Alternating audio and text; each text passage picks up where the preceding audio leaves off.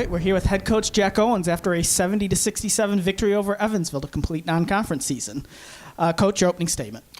Well, I thought it was a game where, it wasn't the prettiest game. Obviously, coming off a 10-day break and things like that, we have to find a way to win. But get Evansville credit. I mean, Walt's done a great job getting those guys to play hard. They've been close numerous times on the road. They had a 2-point loss at Mary State.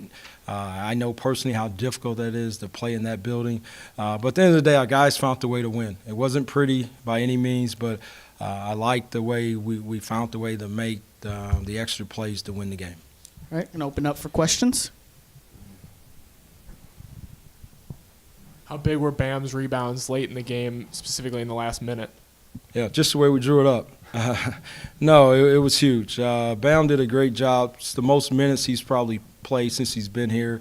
But with his passion, his leadership that's continued to grow, he just did a great job. Obviously, the offensive rebound put back late was huge for us. It take us from being up 1 to 3. It was just a big play. And one thing that we talked about, because the way they play and how small they would play at times, is that we should do a good job on the offensive glass, and we did that. We were able to come away with 17 offensive rebounds. That's good, and those are the things we have to continue to do as a team, especially when the ball's not going in. Obviously, Larry had a fantastic game, especially in the second half, in his first career start.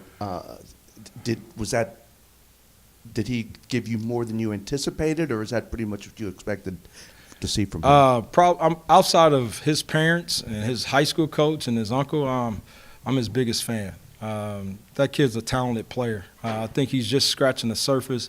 I know he made some plays. He's got a elite level pull-up shot. But the thing that I'm proud of him about, outside of the one time he did not stay connected on their shooter, he did a great job defending.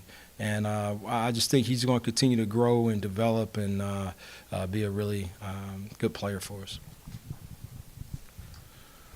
If you're going to shoot 38% from the floor overall and 26% on You threes, always talk about our shooting.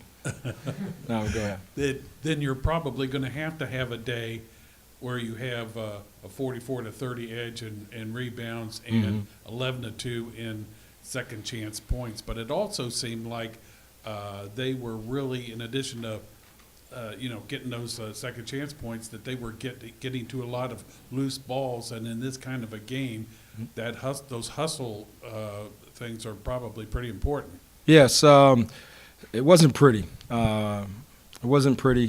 We found ways to win when the ball wasn't going in, and that's what you're talking about. We talk about 50-50 balls all the time, where it's up to you if you're going to dive on the floor and get it. I thought H, when he was in before he picked up his fourth foul, was able to get to a loose ball. Ringo called a timeout. That was a big possession for us. So not only did we get a stop, I believe we were able to go down the other end and score as well. So those are things we have to continue to do as a team, but that's no matter who we play, and that's play harder than our opponent. That's the thing that we can control.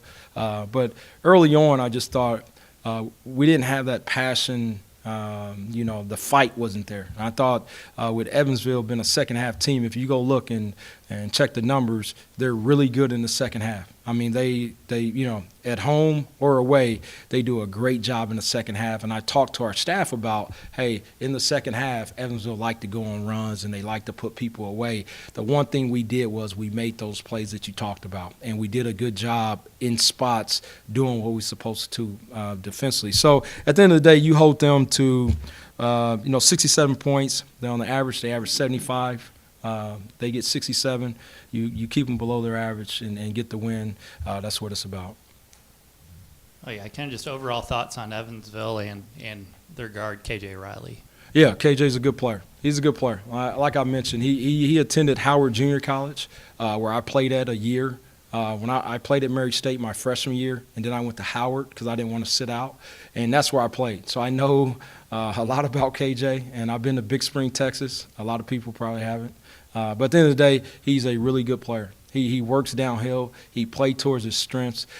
He's a guy, if you do not put bodies in front of him and he has the angle, he's going to put ownership on that official to make the call. And if he's driving that way and he's got it going, he's a hand. He's a load. And that's what we talked about when you get under his screens, because he's not necessarily coming off shooting the three. It's important that you get under with a sense of urgency. And I thought starting the game we did not do that. Because if you allow a guy with his size and his ability to attack, work downhill, he can cause a lot of problems. But Walter's done a great job putting those guys in position to be successful early on. Do you feel like winning a game like that after missing the front ends of back-to-back bonus free throw situations is like a late Christmas gift, perhaps? You know what? It's nerve-wracking because I can't put my finger on it. We were 16 of 22. But it's just, going to the free throw line and doing your routine and sticking those free throws. And we'll continue to work at it. But at the same time, those guys got to step up there and shoot the basketball with confidence and put the ball in the hole.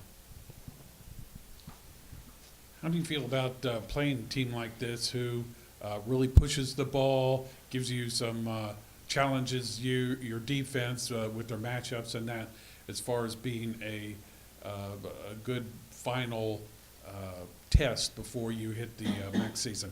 It's great. I tell you what, our non-conference schedule, I talked about it, I believe, 2 weeks ago. You can do two things, okay? You can put a schedule together where it does not challenge you, or you can put a schedule together where you're going to be challenged. And I think we did that, where you look at every team that we played outside of our non-D1 teams, each team could present a problem for us. Where you go to South Carolina State, they got a guy who averages 20 points a game. Anytime you have a guy at this level that averages 20 points a game, he can win a game for you. All right, he can do that. Then you're talking about going on the road and playing Wright State, Northern Kentucky, and then you finish here. And outside of playing Butler and Xavier on the road, I'm hoping all those games put us in position for our conference, and our conference is a bear. I mean, you go top to bottom. I don't know where you start. I know where you start with Buffalo, but when you get past them, there's just some really good teams. And I think this every night is going to be a battle. I mean, every night, home, away, does not matter. This is the best this league has been, I'm hearing, since the 90s, obviously. So it's important for us to be hooked up and ready to go. And back on Makai, he's 5'7", but just recruiting him out of high school, did you feel you got a little bit of a break just because of his height and being able to land something? If we don't get Makai Lowry when we got him, I don't think we get him. He played for a really good high school coach in Shane Burkhart. I think Shane's record speaks for itself, but when you get a guy who played for Burkhart, you're getting a winner. You're talking about a guy who's been to the state finals, half his high school career. And they compete. They compete. When you get a guy from Shane, they're going to compete. They play hard. But this guy he's got a unique quality about him with his shot-making ability. I know he went 0 for 3 from 3 tonight, but this guy can score points. I've seen him go for 40 points in a high school game. I've seen him score 28 points and walk out. I'm like, man, he was just okay. He can score the basketball. He was Indiana Mr. Basketball runner-up for a reason. He's a guy that's, I think, in time is going to continue to get better. But I was just proud with this overall approach today. This is the most minutes he played because we were man down, and we had to find a way to win. Any more questions? All right. Thank you, Coach. Thank you. All right, we're here with Makai Larry after a 70-67 win over Evansville. We'll open up for questions. Big second half against your hometown team. How big was that for you? It was huge. My coaching staff and the players, they kept telling me just to play my game, and I went out there in the second half and just let the game come to me, and I got hot. You did go scoreless in the first half. Were there any jitters coming into the game, or was that just, kind of the flow of the game? I feel like it was just the flow of the game. I just missed a few shots I usually hit early, but coaches and the players just stayed on me, made sure I play my game, and I eventually started hitting shots.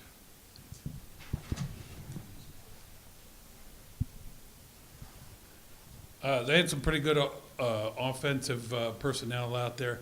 How tough was it on the defensive end through the course of this game? It was very tough. We just had to buckle in, lock down, and guarding 21, he runs off tons of screens. So conditions got to be up, and you got to carry out your assignments. That's what we did the second half. It seems like you're getting pretty comfortable in your role out there. Do you think things have are falling into place for you as you get ready to head into the MAC season? Yes, I feel like I'm starting to get used to the game, the tempo and the speed of the game, and just allowing me to play better, create for my teammates, and create for myself as well.